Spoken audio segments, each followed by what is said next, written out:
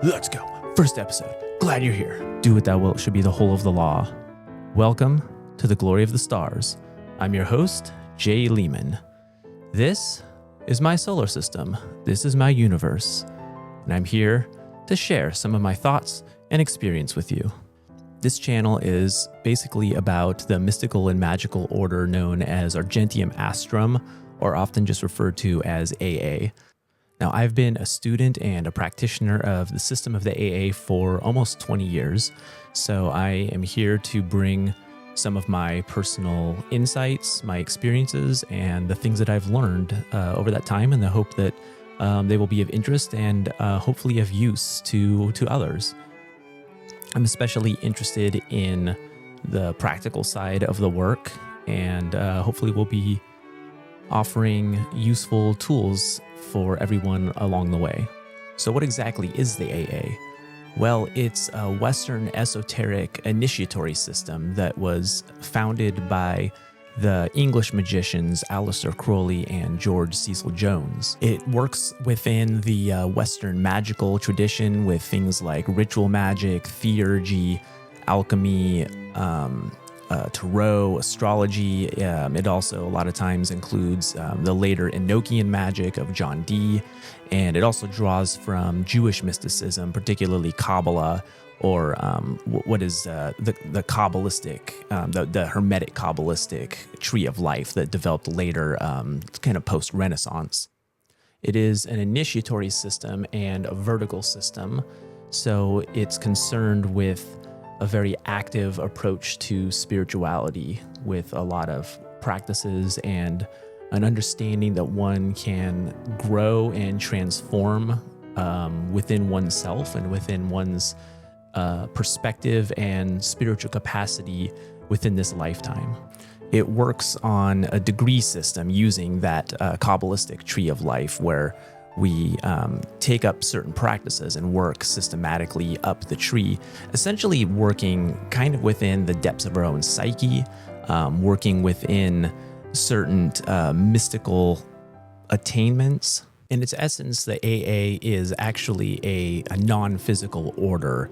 It's the source of all human wisdom, and it descends to us essentially from that ineffable God source, the one true God, however you want to try to conceptualize that notion of the divine in the highest. In Crowley's day, he described the order in essentially like three separate schools of three different levels. So on the outermost level, he referred to this as the Golden Dawn.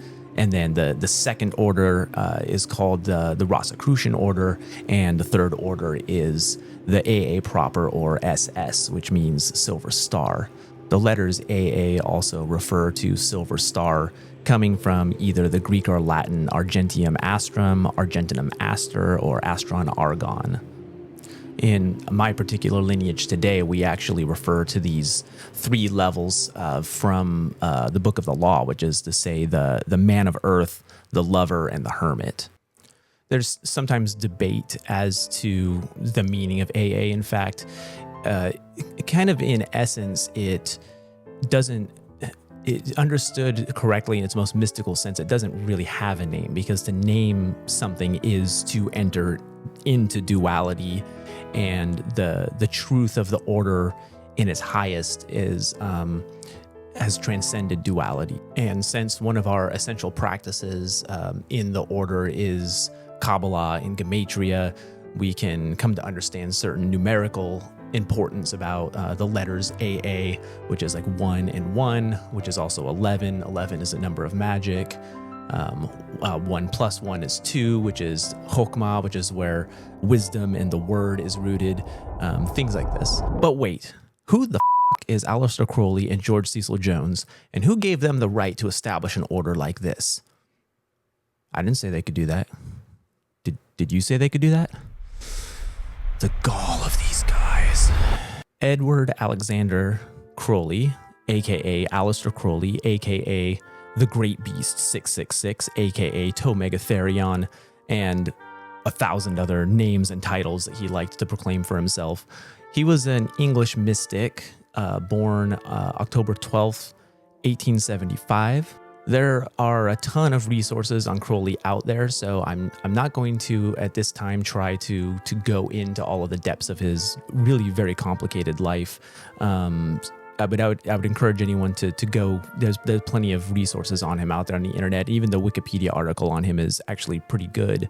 But I'm constantly astonished actually at how few people that I encounter even know who he is. At least in the U.S., this is the case. Because even if you bracket out all of his mystical and magical practices, he was a really fascinating figure of the early 20th century. He was a fierce world traveler, a record-setting mountain climber. He was a prolific writer, a poet. His writings fill, books and books and books. All of his writings together, it's an entire library unto itself. He was a practitioner of sex magic. He was sometimes proclaimed the wickedest man in the world. He was one of the earliest Westerners to study in the East. He studied in Sri Lanka and India, China, Japan, and brought some of the wisdom and the practices of the East back to the West, especially yoga. And also, interestingly, there seems to be more and more strong evidence that he worked as a spy for the British government. To this day, to those who do know who he is, he has remained a very controversial figure, and I find that Thelemites are sometimes not very liked among the occult and esoteric world. There are many reasons for Crowley's controversy. He was quite a libertine, in Victorian England. He used drugs quite liberally. He was very liberal about sexuality. He pretty much never practiced monogamy. He was bisexual, and he could be, quite a rascal, a hellraiser, and a bit of a trickster. He often seemed to leave scorch marks everywhere he went, and unfortunately in the lives of the people that he encountered. He was a complicated man. If you read his confessions, you see him a very romantic man with actually really a big heart. He loved very strongly, but he also just was so driven by something higher. He was driven by an intense daemon that tended to kind of bulldoze everything around him. On the one hand, he wrote in very emphatic terms about the freedom and the sovereignty of women in the world. Unfortunately, on the other hand, he did not always treat the women in his life particularly well. But love him or hate him, it's my personal belief that Crowley was indeed an exalted spiritual master, and that he incarnated for a specific purpose. And in some ways, he was almost like a bolt of lightning that he just came with a ferocity to do certain things in this incarnation. And at times it just scorched everything in its path. But it's ultimately not for our limited human ego to judge the higher purpose of really anybody. And this is one of those kind of tenets of Thelema. In the AA, one of the things that we have to understand is the difference between the mortal human being and the genius. And the mortal human being may be flawed, may have just normal human shortcomings, and the genius is something divine. We come to understand in this aeon that we are all fully mortal and fully divine. George Cecil Jones was another English mystic born January 10th, 1873. Unfortunately, not a lot is known about him, but we do know that in 1895, he joined the Hermetic Order of the Golden Dawn. And just a few years later, he introduced Crowley to the order and brought him in, and ended up becoming one of Crowley's magical mentors. Jones and Crowley quickly became very good friends, and the young Crowley proved to be very adept at magic and mysticism, and took to the order very well. Both of them were very successful within the Hermetic Order of the Golden Dawn, rising up through the grades pretty rapidly. The original Hermetic Order of the Golden Dawn is a fascinating order that seemed to accomplish a lot of great things in its relatively short lifespan. Its history is somewhat convoluted and murky, and certainly worthy of entire documentary in its own right, and in fact you can find such documentaries out there. Essentially, it was a mystical and magical order established in London in 1888 by three men: William Woodman, William Westcott, and Samuel McGregor Mathers. The order would go on to initiate many interesting people, actors and artists and so on, and perhaps most famously William Butler Yeats. Apparently it helps if your name is William to be involved in the Golden Dawn. And most notorious of all, our hero Aleister Crowley and his mentor George Cecil Jones. There was another very fascinating figure in the Golden Dawn named Alan Bennett, who was Crowley's other mentor and also a very good friend of Crowley's over the years. Bennett was a skilled magician and astral traveler in his own right, but he was actually much more drawn to the Eastern path and actually became one of the first Westerners to become a bhikkhu or a renunciate in the Buddhist path.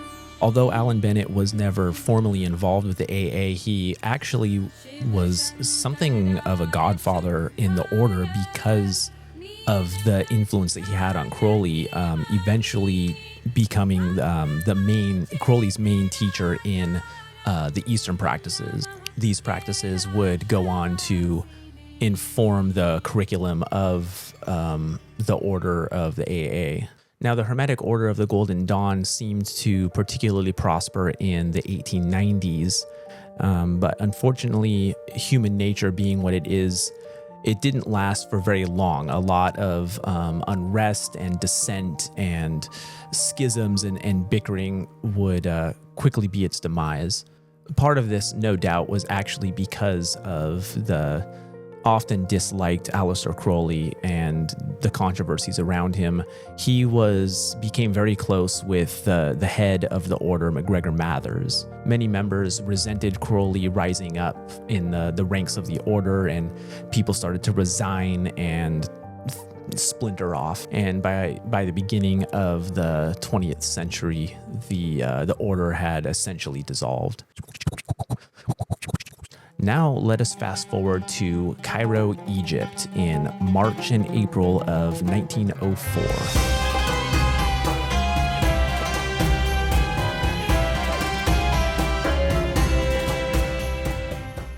Arguably the most important period in Aleister Crowley's life. Crowley was traveling with his wife at the time, Rose Kelly, and by his own admission was essentially just living a normal bourgeois life. He had pretty much ceased mystical and magical practices at this time, and so he neither expected nor particularly desired it when his wife suddenly started going into kind of mystical trance states and claiming that they were waiting for him. And it was eventually determined that she seemed to be in communication with the Egyptian god Horus. Through Rose, Crowley was instructed to perform an invocation of the god Horus on the equinox, March 20th. Then on April 7th, he was instructed that for the next 3 consecutive days, he was to sit down at noon and write out everything that he hears.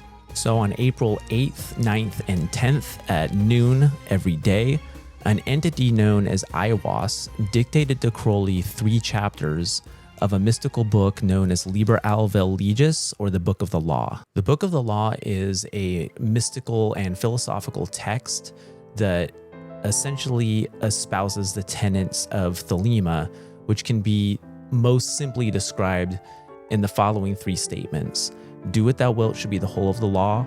Love is the law, love under will. Every man and every woman is a star. The word Thelema roughly means will, but it's a divine will. It's something that we channel, something that lives through us. It's kind of our each individual's unique connection with the divine. It's not the self-will of the ego. In fact, the word comes from the Bible. It comes from the Lord's Prayer, particularly in Matthew, when it says, "Genethito to thelimus so, thy will be done."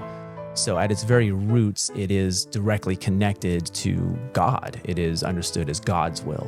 Now, it's important to place the Book of the Law in its broader historical context, particularly the transition from the Aeon of Pisces into the Aeon of Aquarius. On the most mundane level, we can see this happening all over the world, particularly rapidly in the 20th century, as we've seen the old Aeonic religion of Christianity really lose its hold on the culture. And what we see is a lot of Aquarian type of things emerging, particularly just the technology and all of our scientific innovations, communication technology. Aquarius is an air sign, things like YouTube and social media. So as Thelemites, we essentially believe that the Book of the Law describes kind of the essence of what the new Aeon of Aquarius is about. It's not necessarily the one and only truth. It is just a very powerful, mystical, and magical book containing the magical formulas and the essential truth of this Aeon, which is every man and every woman is a star. So essentially, as Thelemites, we believe that Aleister Crowley is a prophet of the new Aeon. And again, at least speaking for myself personally, I don't believe he's the only prophet of the new Aeon, but he is a very powerful prophet of the new Aeon who channeled something very useful to humanity. One of my favorite passages in the Book of the Law says, "All words are sacred and all prophets true, save that they understand a little." Thus, there are many prophets and many sacred words, and probably much more to come. For example, many of us believe that the Swiss psychologist Carl Jung is a prophet of the new Aeon. So Thelema, properly understood, is by no means dogmatic, like in the way that we've come to understand in our Western Abrahamic religions. In fact, most Thelemites that I know would say that Thelema is not a religion. Perhaps it also actually suggests something about the changing face of religion and how our spirituality is manifesting in the new Aeon. Now let us come to 1906, in which Crowley was, not surprisingly, quite reinvigorated in his magical work. He got together with George Cecil Jones, and the two of them felt, now with the Hermetic Order of the Golden Dawn in shambles, that they needed to create a new order, a new outer connection to that true and invisible order of which they were initiates. By that time, Crowley had essentially entered the Third Order, or the AA proper, although he was reluctant to officially claim it. And in fact, in his time in the Hermetic Order of the Golden Dawn, it actually wasn't believed that someone could rise that high while still a living mortal. But Crowley and Jones recognized each other's attainments, and Jones felt that the Book of the Law was something amazing, that it was a truly channeled spiritual work. So the two of them formulated the mystical and magical system of the AA. Jones, unfortunately, would shortly go off and, as far as we know, just go on to live a mundane life. Unfortunately, his records are not extant, so we aren't really sure what he did or didn't do, but we do know that his diaries are out there somewhere. If you're not familiar with magic and mysticism and magical theory, then I imagine some of this is a little confusing or at least unclear. I mentioned that the true AA is actually what the American occultist Paul Foster Case called the true and invisible Rosicrucian order. If an order such as the AA established by Crowley and Jones is to truly be connected to this higher wisdom and to help guide humanity forward, then they need some kind of link to the Third Order. In Crowley's day, this was referred to as the secret chiefs. These secret chiefs were often thought of as ascended masters from the past, some kind of non-physical entities, perhaps that never actually had a human incarnation, and perhaps even human beings incarnate among us now, operating from a higher perception here to fulfill a specific purpose in their work of guiding humanity. While Crowley himself throughout his life seemed to experience contact with a lot of very interesting entities, including some rather bizarre and exalted visions in his Enochian vision magic, he came to believe that one of the most important discoveries that the Book of the Law offered was, to his mind, it proved beyond doubt that there were non-physical intelligences that humanity could come in contact with and which were helping to guide us in our spiritual growth. He felt that the entity known as Aiwass that dictated the Book of the Law to him was of such a higher perception, had such a perspective that was so alien to his own mind and his own way of thinking. To him, it was beyond doubt that this was indeed an external entity and not just some kind of projection from the depths of his own unconscious. In short, initiation into the AA might be characterized as establishing a contact with these secret chiefs, ascended masters, non-physical entities that are helping to guide the spiritual growth of humanity. One interesting point to keep in mind is that one can actually come in contact with the AA, go through initiation, go through its ordeals, rise triumphant without ever having heard of the AA or being consciously aware of such an order. Conversely, it's also theoretically possible that one can take up the mystical and magical practices of the AA and work through its curriculum and establish that contact on their own. It's part of my intention on this channel to offer the insights and the curriculum of the AA so that anyone who's interested can take up the practices and perhaps establish such a contact, perhaps set themselves up for initiation, or at least start going through some kind of inner transformations that could eventually bring them in contact with teachers and guide them to unfold their spiritual path for themselves. One of the most important things that needs to be understood about the AA is that it's a vertical order, and I'm going to talk about this more in depth in a future episode.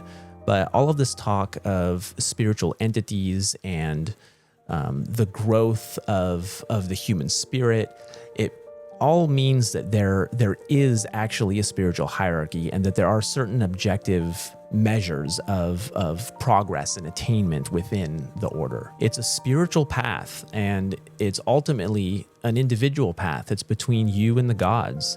It's between you and your daemon or holy guardian angel, that spiritual entity that is your particular connection with the divine that guides you in your purpose in this incarnation. Unfortunately, many people who are drawn to magic, especially in the West, they misunderstand the fact that it is a spiritual quest.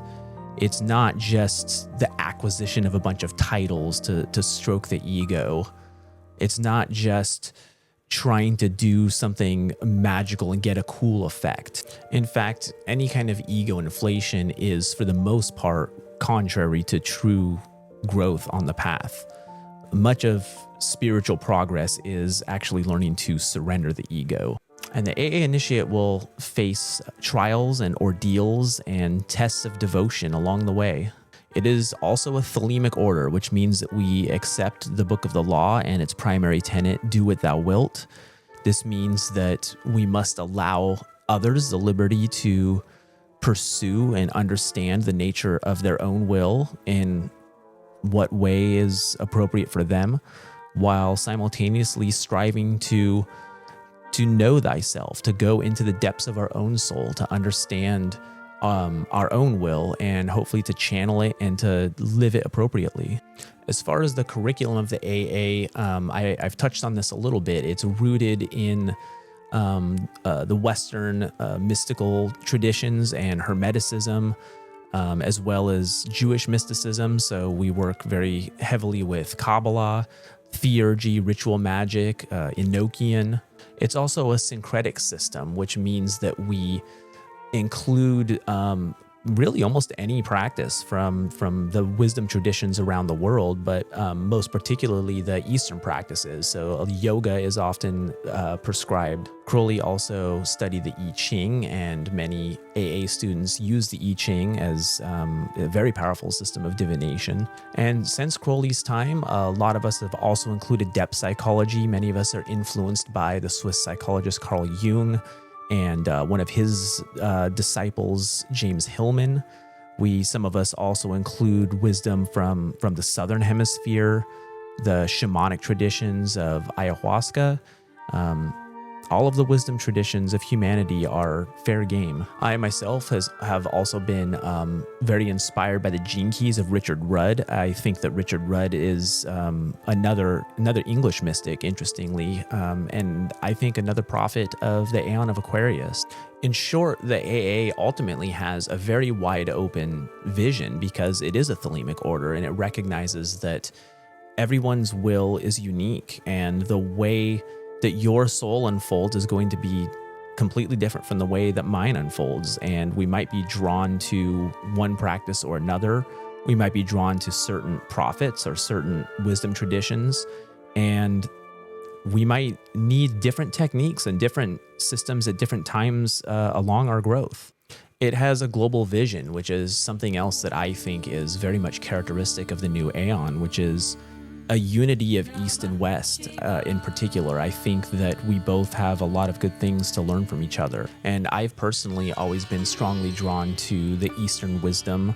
I've trained in yoga in India, and I feel like I have deep roots in India in particular. The wisdom traditions, of course, of that subcontinent are completely unrivaled. This is something that I certainly intend to dig into later on this channel. Since Crowley's time, the initiates of AA have continued to grow and to flourish and to spread out in different directions like the branches of a tree. In Crowley's time, he initiated many people. Some of the most interesting that really prospered and kind of continued bringing the current of Thelema forward were people like Frank Bennett, Jane Wolfe, Carl Germer, Israel Regardie, Frater Akkad.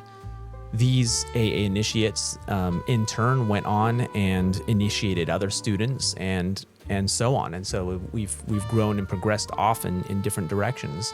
My particular lineage draws from Jane Wolfe, who initiated Phyllis Seckler, who initiated Grady McMurtry.